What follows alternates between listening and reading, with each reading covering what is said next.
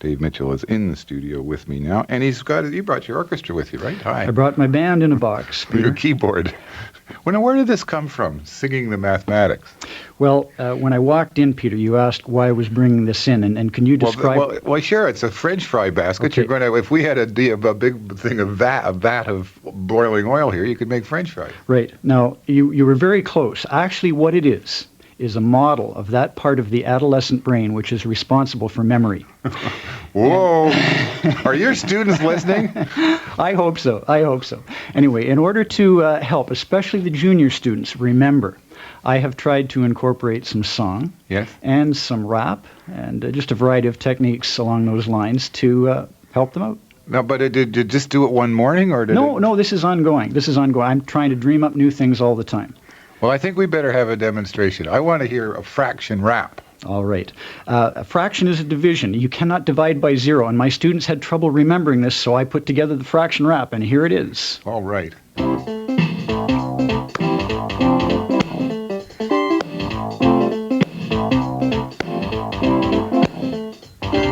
A fraction is a division, so you don't have to make a decision. You just take the numerator and divide by the denominator, and then sooner or later you get a repeater or terminator, 'cause a fraction is a division, so you don't have to make a decision. That's a wrap. 2, 3, 4, that's a wrap.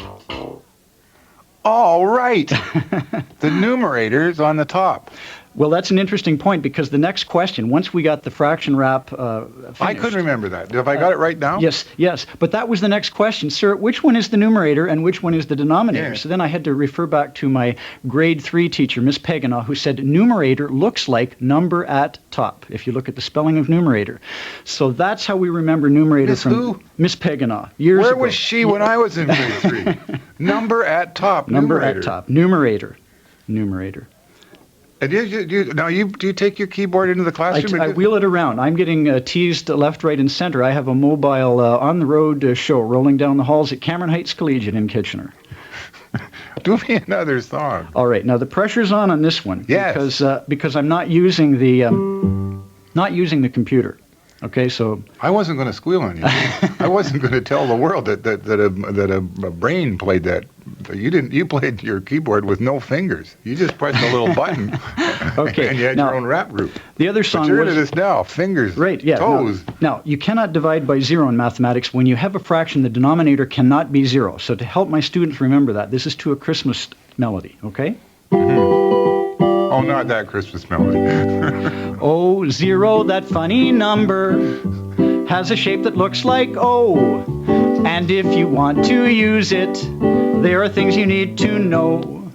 Never divide by zero. If you do, you will be sad. Getting a crazy answer, making your report look bad. But treat zero as your friend. Use it carefully. Safe to multiply or add. That's the rule for zero, lad and lasses. Zero, that funny number, wants to be a comrade true. But never divide by zero, or you'll be getting 0 too. You're getting a standing ovation in the control room. Well, thank you. But don't you get infinity? Well, yes, and you're right. So, but what is infinity? It's really not a number value. It's an 8 on its side. An 8 on its side. Remember the old Ben Casey show? Man, woman, birth, death, infinity. Dr. Zorba. Yeah. That's not. And if you multiply by 0, you get 0, don't you? Yes, you do. Right. Safe to multiply or add. You just may not divide by 0 because you get an undefined answer. Sir. Yes. If you played that melody in my mathematics class, I would report you to the authorities because it would run through my head all day long. Zero's the funny. Stop it! Yeah, I only heard it once. As a matter of fact, one student came in one morning and she said, "Sir, please do not sing the fraction rap today, because when I tried to go to sleep last night, it was going through my head. I can't get it out of my head, and if you play it today, I'll never get to sleep tonight." So I have had unusual requests. I have had students look at me and with kind of a strange look on their face the first time, but once they get used to it, it's just a matter of course. "Sir, you didn't bring your keyboard today," if I don't bring it in, so they're expecting it after a while. And does it really help implant these things in the kid's head? Oh, I think so, because You do grade switch? I'm teaching this year grade 9, 10, and OAC, which is the grade OAC 13. is what grade 13 used to be. I even take it into the OAC room, and if somebody makes the mistake of dividing by 0, I put the books down and I break into song. You don't suppose they do that on purpose just to get teacher to sing, do you? That could be. They're a good group. Now, could you do can you do a trig song? Trig's hard. Sines and cosines. And Trig. What's the other one? Sine, cosine? Sine, cosine, tangent. Tangent. Yeah, well, that's maybe the next topic. Now, interestingly enough, I do some math jingles for our morning radio show. We have a radio station at Cameron Heights, probably the only school in the country that has a radio station. It's a self-contained closed-circuit radio station, FM, CHCI FM, and I do math jingles for the morning radio show at Cameron. Such as? I did one for Math League. Let's see, I better move it up an octave here. Math League, there's a practice for Math League. Junior Math League at lunchtime in B121. All your problems will vanish, we will work them all out. By my calculation, it will be fun. Now, I have a little recording studio at home, so I can prepare these ahead of time. But you did that live on Morningside. Amazing. What are you going to do when people from all over the country show in B21? Was it B21? B121. B121. Show for the Math League. For the Math League. Well, they'll be welcome. We'll work on some very challenging problems together. Buy me a condo in sunny Orlando? Yes. What's that? Okay. I want to sign up in your class. Do you know what a lead album is, Peter? A lead album? Yes. Do you know what a gold album is? I know what gold is. Okay, silver. If you Silver. work your way down, Yeah. If you sell 300 copies of an album in Canada, Naugahyde album. it's lead. Lead album. Now, you're looking at a man who has two lead albums. Two lead albums, yes. One was called Living Here in Dire Straits. That was about the Trudeau years, later Trudeau years, 82. And then a year later, I was so buoyed by the success, selling 300 copies, that I produced a cereal box bilingual, which included a song called Buy Me a Condo. Cereal box bilingual. And it included a song called Buy Me a Condo in Sunny Orlando about a young man who hated Canadian winter and wanted to escape, wanted his father to buy him a condo in Florida. Yes. But what I used the song for as an introduction to a skill testing question that appeared in the paper, where the prize was a condominium home on the Gulf Coast in Florida. Somebody flunked the skill testing question? Yes, they did, and they missed out on the condominium home in Florida. And they drew another name. That person came in, correctly answered the skill testing question, and was awarded the home. I thought nobody ever failed the skill testing question. This I thought it was like, what's your middle name? No, this was adding, subtracting, multiplying, and dividing. So I do this with my classes, but as a lead-in, I sing the condominium song, Buy Me a Condo in Sunny Orlando. Can we hear it? Well, I'll tell you what. I'll just do the last chorus. How about that? The last chorus, it's, let's see if I find the key here.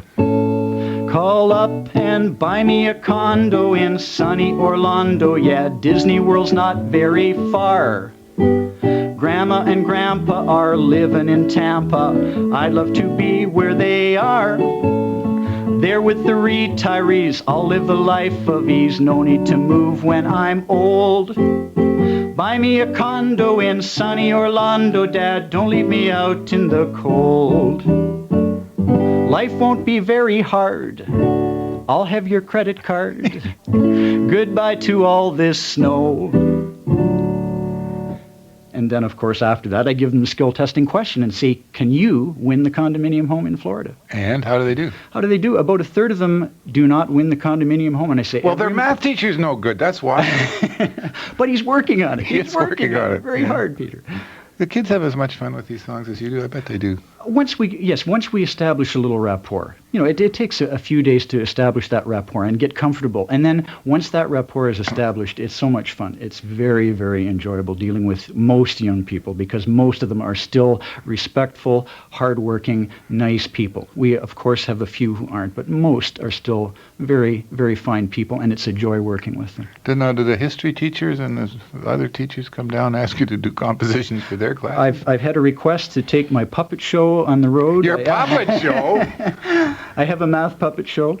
I've had a request to do morning commercials for the Writing Center for the English department. So this is the start of something, I think. How many songs have you written? You've written a lot of songs. A lot of songs. My wife and I do some work on songs together. we have a little enterprise called A Song for You, and we write and record songs for special events like birthdays and weddings and anniversaries. And we've sent these out right across the country, into the States, over to England, down to Jamaica, all over the place. You do a sort of specially tailor-made song. A tailor-made song. So we could, for example, if somebody wanted to do one for you and your morning show, they could send us some information and say, these are the types of things we'd like to have. We have included. one. We have a theme. Oh, do you? Yeah, you have but words? I mean, to express the ideas of the...